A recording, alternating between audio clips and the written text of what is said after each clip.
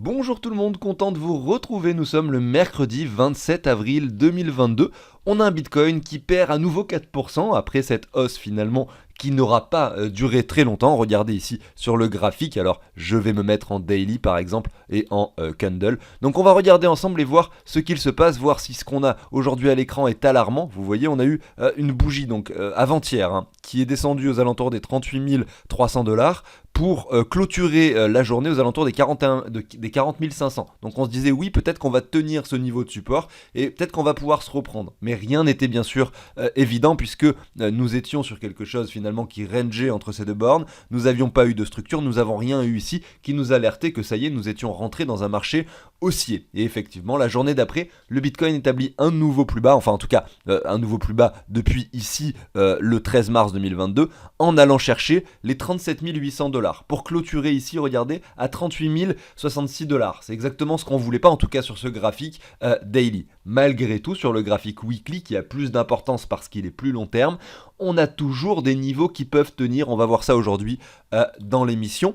Donc vous l'avez compris, dans cette émission, on va commencer par analyser le Bitcoin et ensuite on va enchaîner par l'altcoin dominance et on va regarder le portefeuille fictif. On va aller voir les crypto-monnaies que l'on analyse ensemble depuis 2 semaines. Il y en avait environ 200-300 sélectionnés. Aujourd'hui, on a peut-être analysé la moitié et en fonction de leur graphique et des niveaux qui sont atteints, on a une stratégie d'achat que l'on a établie ensemble. Vous allez comprendre tout ça au fur et à mesure si vous êtes nouveau sur la chaîne.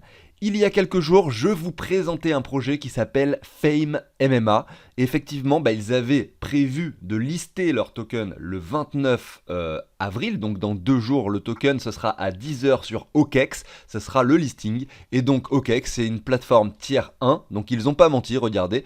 On est ici sur la plateforme centralisée numéro 2 en termes de volume d'échange. Alors oui, Binance est loin devant puisqu'il y a 17 milliards de volume par jour sur Binance. On est à 3,7 milliards pour OKEx. Malgré tout, regardez, ça reste plus important que Coinbase, que Crypto.com, que KuCoin.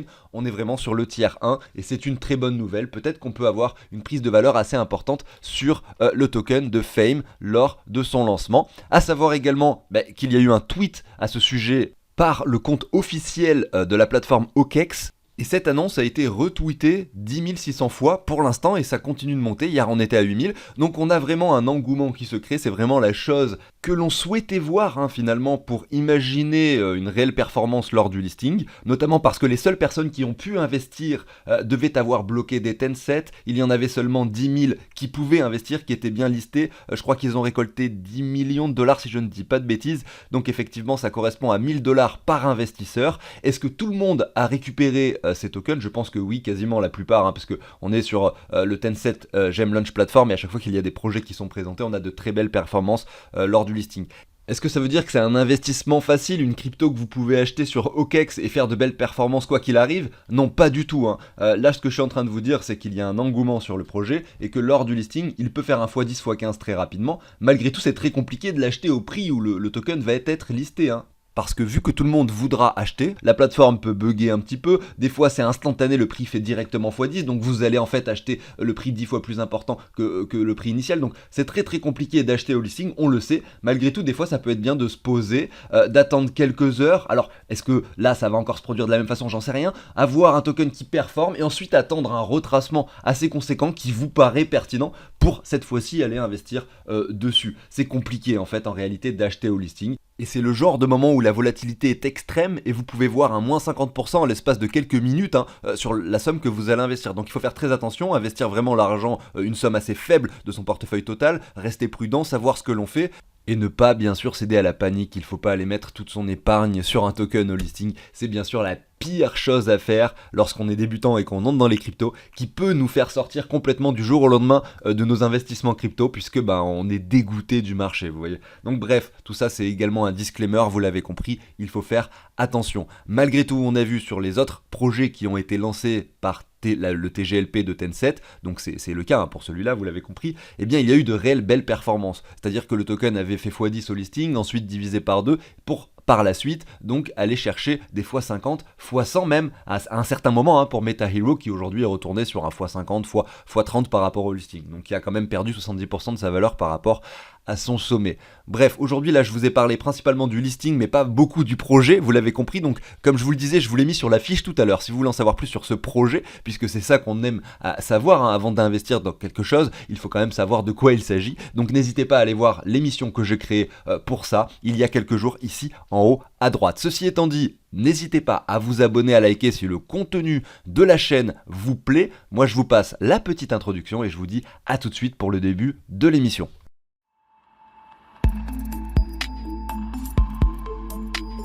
Allez, c'est parti, on débute avec le Bitcoin, 38 974 $. On va voir un petit peu le parallèle avec le SP500. Donc, on a des actions en ce moment qui chutent de façon assez drastique. Regardez la bougie du jour sur le SP500. On est encore dans le rouge et on vient retester des niveaux de support qui peuvent, pourquoi pas, jouer leur rôle.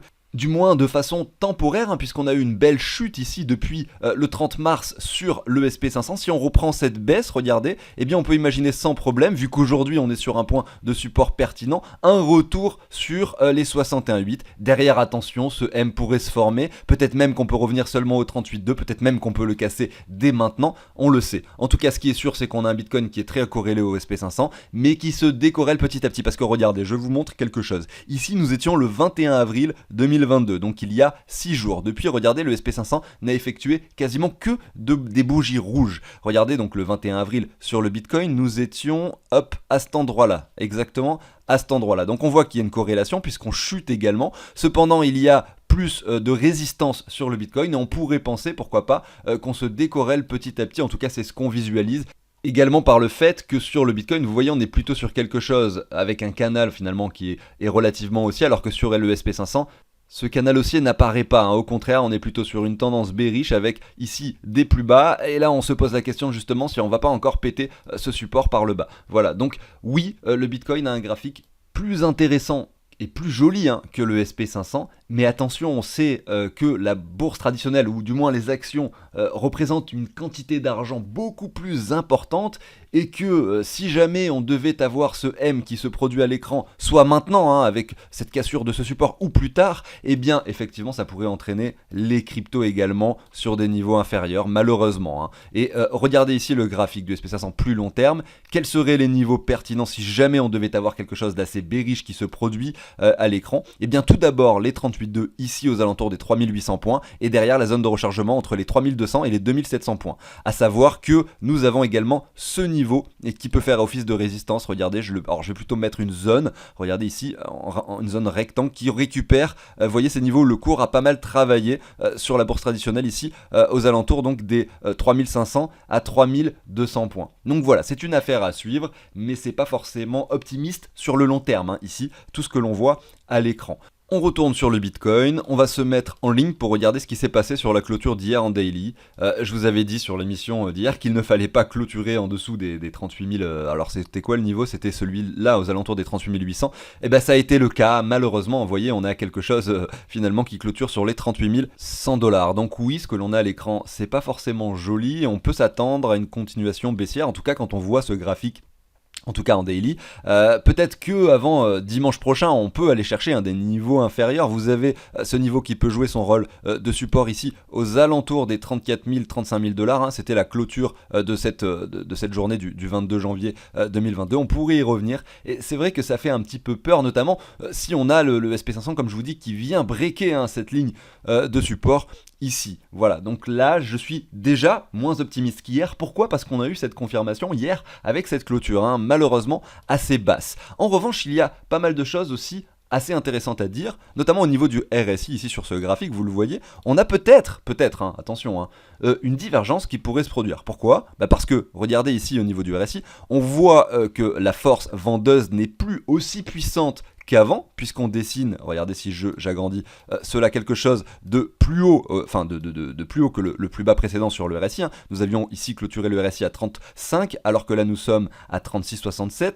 alors que sur le cours, regardez ici, vous voyez, on effectue un plus bas. C'est ce que l'on appelle une divergence, malgré tout elle n'est pas confirmée. Pour que cette divergence soit confirmée, il faudrait que l'on revienne probablement chercher des niveaux supérieurs aux alentours des 40 000 $ pour avoir ici un RSI qui vienne chercher un W qui se formerait, regardez, ici si je positionne cette ligne-là. Voilà, ce qu'on aimerait voir, c'est un RSI qui revient chercher ces niveaux-là. Et à ce moment-là, on verrait, pourquoi pas, un changement de tendance, en tout cas déjà sur le RSI, ce qui serait déjà prometteur. Mais c'est pas encore gagné, mais ça reste malgré tout intéressant de le constater. On va aller voir l'order flow juste après, parce que également il y a des choses intéressantes à voir. Mais avant ça, je voulais passer le weekly rapidement. Alors, pour l'analyse long terme du Bitcoin, je l'ai déjà fait plein de fois sur la chaîne et je le referai. Donc bien sûr, pensez à vous abonner pour pas manquer les émissions quotidiennes. Alors je zoome ici, on va repasser en candle, peut-être de façon à voir les mèches. Là, on les voit pas sur ce graphique qui est représenté en ligne. Alors qu'est-ce qu'on va faire ? On va se mettre comme ceci. On voit donc une chose assez intéressante, c'est que on tient les niveaux de clôture ici, donc à cet endroit-là, et que la semaine donc qui est actuelle n'est pas terminée. On espère que l'on puisse clôturer dimanche au-dessus de cette ligne. Si jamais vous voyez dimanche une clôture là par exemple au 37 900, à ce moment-là, là ça commencera vraiment à devenir beaucoup moins pertinent sur le Bitcoin. Ça veut dire qu'on aurait eu un W comme ceci, weekly qui se sera dessiné et qui aura été instantanément invalidé, avec une clôture finalement au-dessus de ces corps de chandelle, ici des clôtures de ces corps de chandelle qui sont matérialisés à cet endroit-là. Ça ne veut pas dire qu'on va revenir aux infers aux 25 000 ou aux 20 000 $, puisqu'on a encore ce niveau de support pertinent avec ces mèches, regardez, qui se situent jusqu'aux 33 000 $. Malgré tout, ça commencera à sentir assez mauvais pour le Bitcoin. Voilà, donc ça c'est ce que je voulais vous faire remarquer. Ici en weekly, on n'a vraiment encore rien qui nous indique que ce W est inconfirmé aujourd'hui. Malgré tout, attention, le prix du Bitcoin aujourd'hui se trouve sur un niveau assez critique qu'on n'aimerait pas voir cassé par le bas. En tout cas, si jamais vous êtes aujourd'hui investi dans les cryptos et que vous souhaitez probablement voir quelque chose qui monte. En revanche, si vous êtes un nouvel arrivant aujourd'hui et que vous souhaitez investir, sachez que là, au contraire, vous êtes sur quelque chose de très intéressant à constater et à voir, et que peut-être nous sommes sur des niveaux pertinents pour investir. Regardez ici, là, aujourd'hui, moi, si j'étais un nouvel arrivant et que j'avais de l'argent à mettre, clairement, je me mettrais un palier ici, sur les 38 800, j'irai directement sur une plateforme d'échange pour acheter, en tout cas, avec un petit montant, un palier d'investissement. J'essaye de diviser mon investissement par 4 ou 5 paliers, par exemple, et là, clairement, aujourd'hui, on en a un à déclencher. Pourquoi ? Parce que déjà, regardez ce canal, qui se situe ici, regardez, on est plutôt sur le bas du canal, donc on peut imaginer un retour sur le haut du canal sans aucun problème. C'est pas lorsqu'on a deux bougies hebdomadaires vertes comme celle-ci, avec des performances qui établissent, regardez, 26% qu'il faut investir, c'est plutôt lorsqu'on a des bougies rouges, et aujourd'hui c'est le cas. Donc oui, un investissement sur du long terme pour le Bitcoin aujourd'hui, ou les cryptos de façon générale, je pense que c'est intéressant. Malgré tout, attention à se garder des paliers d'achat pour, pourquoi pas, investir plus bas, notamment ici aux 35 000. Derrière, vous avez ce niveau-là des 31 000 $, qui représente, regardez cette trendline qui est venue chercher les clôtures de ces deux niveaux, le 28 janvier, la semaine du 28 janvier ici et la semaine du 19 juillet. Voilà, donc ça peut être également un niveau qui fait office de support par la suite. Et puis ensuite, bien sûr, vous avez des paliers plus bas à 25 000 $, le retour de la neckline finalement, regardez. Et ici, vous avez ce niveau-là tout simplement, qui représente l'ancien sommet de 2018, qui pourrait être atteint, mais rien de sûr. Au contraire, on a vu que lors des précédents cycles, on n'est jamais revenu chercher l'ancien sommet. En tout cas, je parle des cycles de 4 ans que l'on vit depuis le début. On n'est jamais revenu chercher l'ancien sommet, c'est ce que je disais lors de la précédente émission. Donc, il est quand même peu probable que l'on revienne aux 20 000. Malgré tout, se garder un palier d'achat sur ces niveaux de prix vous permet en fait d'être assez serein sur vos investissements et de toujours garder la liquidité au cas où si ça continue de chuter. Voilà pour l'analyse du Bitcoin. On est sur un crypto fear and greed au niveau du Bitcoin sur les 21, donc on revient sur l'extrême peur, enfin on y est depuis un petit moment déjà, donc ça reste pas si faible finalement. On aurait pu s'attendre là aujourd'hui à voir quelque chose qui se situe aux alentours des 10 ou des 5 au niveau de l'indicateur de marché qui nous donne le sentiment du marché. Aujourd'hui beaucoup de gens sont plutôt bearish, on le voit sur cet indicateur. Malgré tout, attention, on voit qu'à chaque fois qu'en fait le Bitcoin prend de la valeur, donc comme je le dis c'était le cas ici aux alentours du 21 mars, lorsqu'on a touché les 46 000, et bien on a un crypto fear and greed qui revient directement à 50, 60, donc ça veut dire que les gens redeviennent bullish beaucoup trop rapidement en fait dès qu'on a le moindre pump, et ça c'est pas forcément bon signe en fait, mais il faut voir comment ça se passerait si jamais on avait justement un petit pump qui se produirait dès maintenant, c'est-à-dire un retour aux 43 000, 44 000. Est-ce que là on a un crypto fear qui revient aux 50 directement? Si c'est le cas, on peut s'attendre vraiment à une continuation baissière sur le marché. Si en revanche on reste dans la peur et que les gens sont toujours un petit peu douteux sur le marché, peut-être qu'on pourra aller chercher des niveaux supérieurs.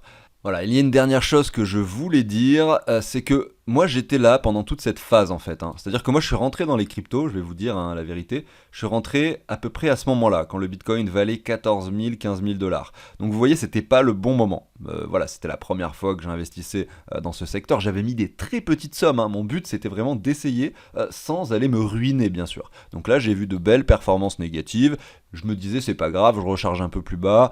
J'ai jamais eu l'occasion et l'opportunité d'acheter à 3000 dollars parce que j'étais un peu trop en mode FOMO et quand le prix déjà était aux alentours des 6-7 000 ici, eh bien j'étais en train d'acheter. Lorsqu'on redescend aux 3000, je panique. Lorsqu'on remonte, vous voyez, aux 5, 6, 7 000, je revends.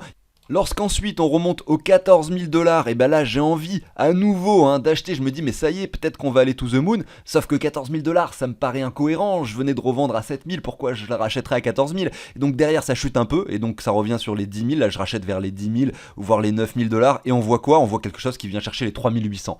Donc là, j'étais à nouveau un petit peu en panique en me disant, mais en fait, je n'arrive pas à investir sur le marché. Pourtant, je sais qu'il faut acheter sur des bougies rouges et vendre sur les bougies vertes, mais en fait, c'est très compliqué émotionnellement parlant. Et derrière, lorsqu'on performe à nouveau, eh bien, de la même façon, je revends vers les 9000 en me disant peut-être qu'on peut former un W comme ceci. Ça n'a pas été le cas et on performe directement. Et là, je rachète vers les 11-12 000. Donc oui, derrière, j'ai de belles performances qui s'opèrent, mais malgré tout, c'était compliqué à gérer tout ça émotionnellement parlant.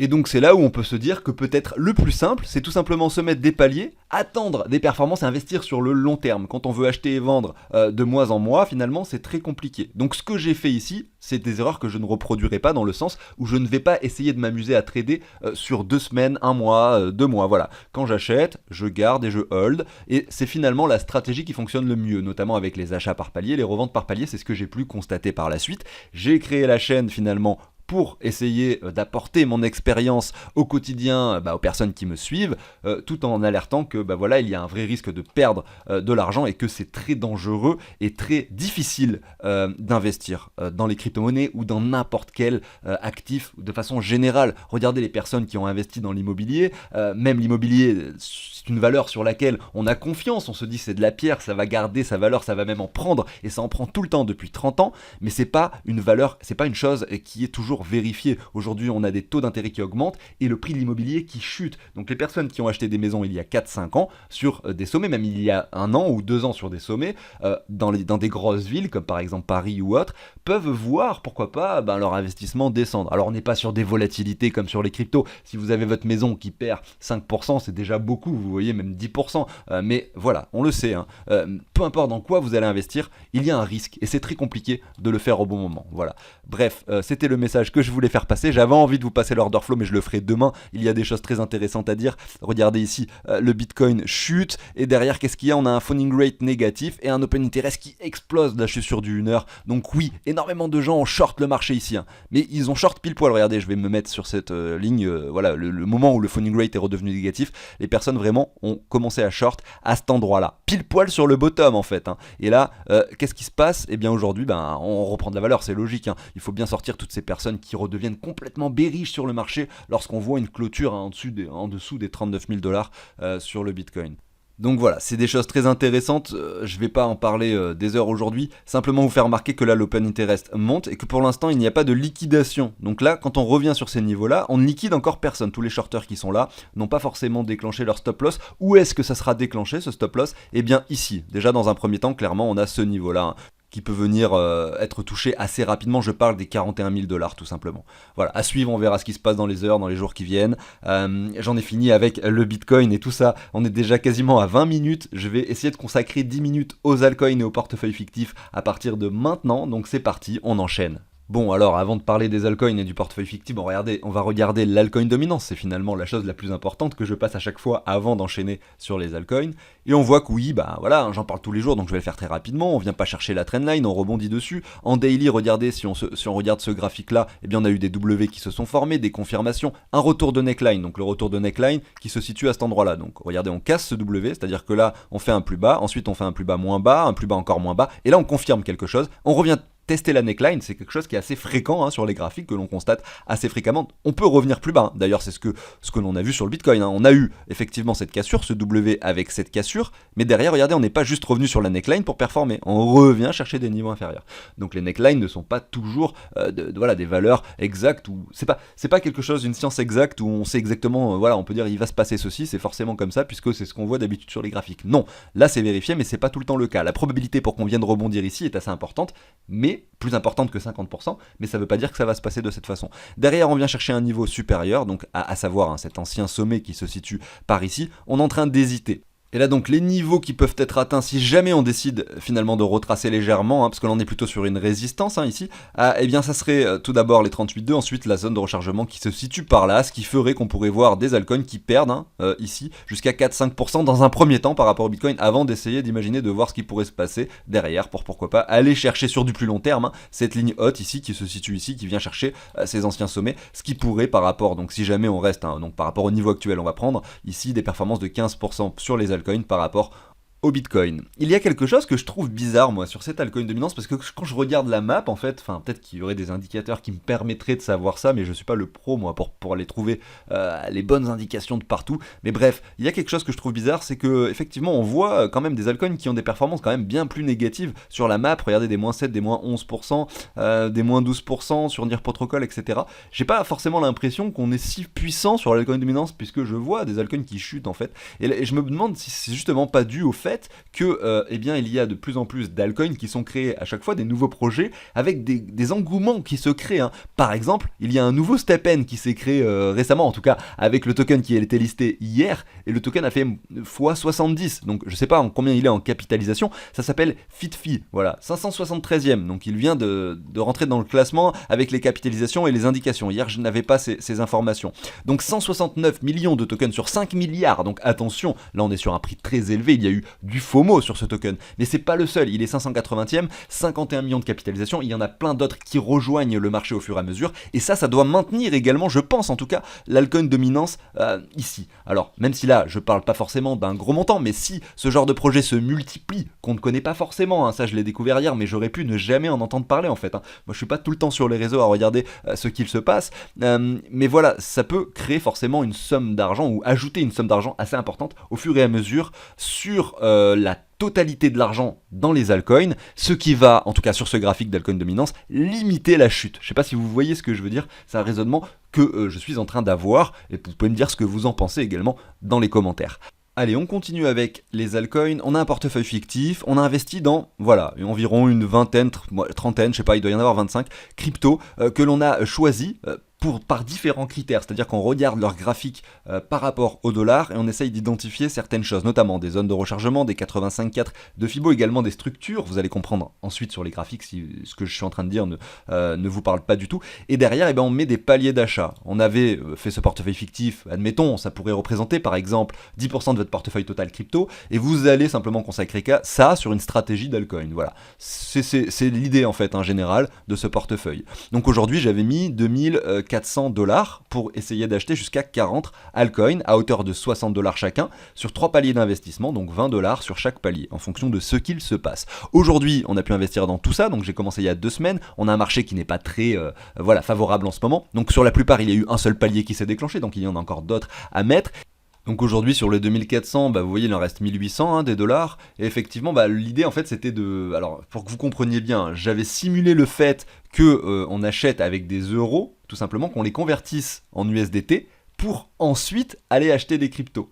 Donc vous l'avez compris, je l'ai fait en réel, comme si moi je le faisais avec mon argent réel. Je passe des euros aux USDT pour ensuite acheter des cryptos. C'est logique. Et ce qui est intéressant de voir, c'est que ces derniers temps, le dollar a explosé par rapport à l'euro. Et que donc, finalement, avec ces euros qu'on a transformés en dollars, on a limité la casse en fait. Par rapport, si on regarde les gains et les pertes en euros, on est à moins 4 euros. Alors que si on regarde ici le total de dollars, on n'a plus que 2334. Ce qui veut dire qu'en fait, la réalité des choses, c'est que ce portefeuille se trouve à moins 66$. Malgré tout, vu la performance du dollar par rapport à l'euro, finalement on n'est que à moins 4 euros. Voilà, bref. Tout ça pour vous dire que cet outil, vu qu'il vient chercher les prix de tout, de l'euro-dollar et de toutes les cryptos, vous donne des indications réelles finalement par rapport à votre portefeuille. Et ça c'est très intéressant, il vous permet d'ajouter toutes vos cryptos, de mettre combien vous en possédez sur chacune de vos plateformes et de savoir combien vous êtes en train de gagner vos performances par rapport à l'euro. Également de vous mettre les transactions que vous faites et lorsque vous achetez des cryptos en euros et que lorsque vous vendez des cryptos pour des euros, vous l'indiquez ici. Et vous connaîtrez les plus-values associées à la cession de vos crypto-monnaies. Mais je ne vais pas rentrer dans les détails aujourd'hui parce que j'ai pas le temps. Sachez que si vous voulez en savoir plus sur cet outil d'investissement, vous allez sous la vidéo du jour, dans la description, vous avez un lien où j'explique beaucoup mieux le tableau. N'hésitez pas à y jeter un œil et un lien qui vous amène vers le site de CryptoOrganize pour effectuer une donation, pour soutenir la chaîne déjà dans un premier temps bien sûr, et ensuite obtenir votre outil d'investissement. Voilà, allez, je continue. On commence, je m'étais arrêté je crois sur le token Rose, qui est d'ailleurs très pertinent, hein. Regardez, vous l'avez ici à l'écran, on a ce niveau qui représente ce sommet, on vient s'arrêter dessus, on fait pas de nouveau plus bas pour l'instant, est-ce qu'on va transformer ça en W? Ça serait vraiment magique en tout cas pour Rose. Bref, allez, la suivante c'est le CRV par rapport à l'USD, il vaut 2,49$ aujourd'hui. Comme je l'expliquais hier sur la plupart des crypto-monnaies, on a vu des V-bottom et on revient retester finalement ces V-bottom. Est-ce qu'on va les transformer en W? Si ça se passe, et bien effectivement nos investissements que l'on fait par palier aujourd'hui pourraient être assez bénéfiques. On va voir comment est-ce que l'on fait. C'est-à-dire que là déjà, la première chose que l'on recherche, ce sont des cryptos qui ont pas mal chuté. Parce que moi j'aime bien investir dans des choses où on a eu pas mal de bougies rouges, pas mal de retracements, plutôt que d'aller acheter des crypto-monnaies qui ont déjà énormément performé. C'est pas le but, hein. Comme par exemple aujourd'hui vous avez Luna qui est quand même assez élevé, vous avez plein d'autres cryptos qui sont assez élevés sur les graphiques. C'est pas celle-là que je recherche pour ce portefeuille fictif. Donc là on a moins 70% sur CRV. C'est intéressant. Ici je reprends tout simplement toute la hausse qui a eu lieu depuis le plus bas, le bottom, jusqu'au sommet. Voilà, comme ceci. Vous pouvez mettre la règle. Alors sur TradingView, pour mettre, pardon, pas la règle, l'aimant, pour mettre l'aimant, vous cliquez sur CTRL, voilà, et ça vous fait simplement automatiquement l'aimant. Et voilà, vous avez un peu je vous donne le raccourci TradingView qui permet de positionner un aimant sans forcément à chaque fois cliquer le lock ici, l'aimant. Bref, on est revenu dans la zone de rechargement. Donc il y a un palier d'achat aujourd'hui sur ce token qui est donc CRV, puisqu'on est dans la zone de rechargement. Moi, ce que j'avais dit, c'est que je veux investir sur des cryptos qui nous proposent des rendements d'à minima 100% par rapport au cours actuel en cas de en cas de retour dans la zone de rechargement de short. Et ici on a pile 100%, 101.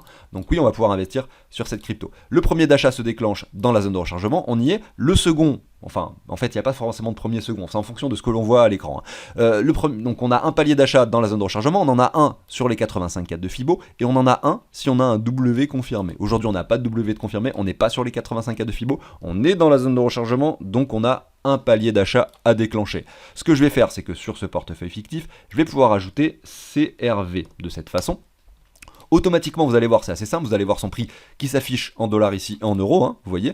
Il y a écrit SN, ça veut dire solde nul, il faut que j'ajoute la quantité de CRV que je possède, donc on va simuler la transaction. Ce qu'on va faire, c'est que voilà, USDT CRV, je vais le positionner comme ça, on voit que donc 20$, ça correspond à 8 CRV, tout simplement. C'est assez précis comme chiffre, hein. Il vaut combien là le CRV? Ah oui, 2,50$, donc c'est logique que ce soit précis. Bref, je vais pouvoir retirer du coup 20$ ici, tout simplement, et je vais ajouter mes 8 CRV. Donc là c'est très simple à faire, très pratique. J'ai mes 20$ de CRV qui sont ajoutés et mes 20$ de USDT qui ont été soustraits à mon portefeuille fictif. J'ai simulé cet achat, en tout cas avec ce palier. Voilà pour CRV. On va continuer avec le token HOT par rapport au dollar. Donc HOT, qu'est-ce qu'on voit? On voit un très très gros retracement et finalement une performance, un engouement, un FOMO qui s'était produit. On peut parler de FOMO ici, hein, parce qu'on avait eu sur le token en quelques semaines une performance équivalente à 9600%. Donc là on parle quasiment d'un x100, hein. C'est vraiment pas rien, c'est beaucoup. Ici qu'est-ce qu'on voit par la suite? Un retracement assez important, on revient chercher les 85,4. Est-ce qu'on y est actuellement? Oui, on est sur les 85,4, c'est assez rare. Mais du coup ça va nous permettre de déclencher 2 paliers d'achat. Parce que là, cette fois-ci, hein, si on reprend cette baisse et qu'on regarde la zone de rechargement de short, je pense qu'on est bien au-dessus des 100%. Regardez, 391%. C'est pour ça que j'aime bien les 85,4 de Fibo. Ça rapporte encore plus si jamais on a une performance sur le token par la suite. Donc oui, aujourd'hui on a 2 paliers à mettre sur ce token. On n'a pas de W confirmé. Donc tout ça pour l'instant, ça n'a pas de valeur. On peut très bien aller faire chercher un nouveau bottom, hein. Tant qu'on ne vient pas chercher une structure propre, on peut aller chercher un nouveau bottom. Mais c'est pas grave, on va quand même mettre 40$. Si jamais on vient chercher un nouveau bottom et qu'on construit le W par la suite, je l'ai très mal dessiné ici, et bien à ce moment-là on déclenchera notre 3e palier d'achat. Donc aujourd'hui sur HOT, on a 40$ à mettre. Donc de la même façon, je vais ajouter le token. donc HOT. Voilà. Son prix va s'afficher en dollars et en euros, donc je pense que son prix est très faible, il vaut 0,0044 dollars. Donc ce que je vais faire, c'est que je vais pouvoir prendre ces deux valeurs et ajouter des zéros après la virgule pour qu'on puisse voir son prix correctement. Je vais ensuite du coup rester sur 20 dollars, je vais aller sur HOT, et 20 dollars ça représente 5096 HOT. Donc ce que je vais faire, c'est que je vais aller ici, 5096, et je soustrais. Donc attendez, c'est pas 20 dollars, hein, c'est 40 on a dit, parce qu'on a deux paliers d'achat à mettre ici. 10 192, ok, donc je retourne ici, hop, 10 192. Je retire mes 40 dollars, tout simplement, pour simuler cette transaction. Et voilà, ça y est, on a nos HOT qui ont été achetés à hauteur de 40 dollars. On voit qu'effectivement, sur le graphique, c'était intéressant. C'est pas tout le temps le cas, hein, je vous en passe deux comme ça. Et les deux étaient pertinentes. Je continue avec QTOM. Donc QTOM, par rapport au dollar, il a touché un prix, hein, regardez, sur un sommet ici de 39,45. Aujourd'hui on est à 6 dollars. Donc oui, on va d'abord faire ce travail pour voir si ce token peut potentiellement être acheté. Moi j'aime bien ce graphique, hein, je vais vous dire pourquoi. Donc 342%, il peut effectivement être acheté et il n'y a aucun problème, je pense, pour savoir juste de visu ici comme ça, au visuel, de voir qu'on est dans la zone de rechargement aujourd'hui. Je reprends quand même cette hausse et on regarde où on est. Oui, on est en dessous des 85,4.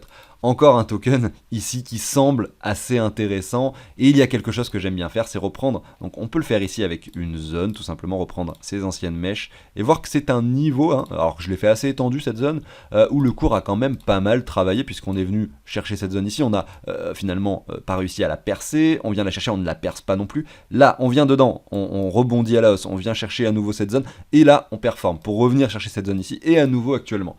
Donc oui, c'est une zone qui a beaucoup été travaillée, donc aujourd'hui penser que le cours de QTOM peut résister sur cette zone reste assez pertinent. Attention, on peut très bien, comme je le dis et comme à chaque fois, aller chercher des niveaux plus bas. Mais ici, ce qui est intéressant, hein, d'ailleurs, j'avais fait une émission de la semaine dernière où j'avais identifié deux cryptos avec des W magnifiques. Il s'agissait de, je sais plus, alors il y avait Ethereum classique et je ne me rappelle plus de la seconde. Et on voit ici que, ah ben non, j'allais dire il y en a un également, mais non, puisque là on fait un nouveau plus bas sur la clôture. Regardez, je vous montre ça, voilà, c'est un nouveau plus bas. Donc non, il n'y a pas, hop, pardon. J'essaye de faire assez vite, d'habitude je coupe quand je fais des bêtises comme ça, mais là je ne le fais pas. On voit qu'il y a un nouveau plus bas sur la clôture, donc pas de W propre, voilà. Donc ici, pas de structure confirmée. Donc là, il y aura seulement deux paliers d'achat sur ce token. Les 85,4 on les a percés, on a même touché les 0,9. Les 0,9 ont bien joué leur rôle, son rôle, hein, de support, puisque à chaque fois qu'on a fait des mèches en dessous, notamment ici le 21 juin, ici le 19 juillet, également le 10 janvier, le 24 janvier, et regardez ici le 21 février. Donc à 5 reprises, on est venu chercher des prix inférieurs pour rebondir tout simplement au-dessus de cette ligne, notamment avec à cet endroit-là, regardez, d'excellentes bougies vertes. Donc c'est un prix, hein, ici, aux alentours des 5,49$ qui est très intéressant. Malgré tout, voilà, les 6,14$ actuels vont nous permettre de pouvoir investir deux paliers. Alors, QTOM, c'est la dernière que je vous passe. Après ça, je vais clôturer cette émission. On a déjà ajouté 3 cryptos à ce portefeuille fictif. Je ne m'y attendais pas en fait, mais c'est vrai que là, ben voilà, je suis tombé sur 3 cryptos intéressantes. Donc 6,15$, 5,78$. On va pouvoir du coup regarder combien représente 40$ de QTOM. J'ai du mal, hein. Ça se voit que c'est la fin de l'émission. Bref, 40$, ça représente tout simplement 6,5 QTOM. Donc moi ce que je vais faire, vous l'avez compris, c'est ce que je fais depuis tout à l'heure. Donc j'ajoute à ce portefeuille 6,5 QTOM et je soustrais mes 40 USDT tout simplement.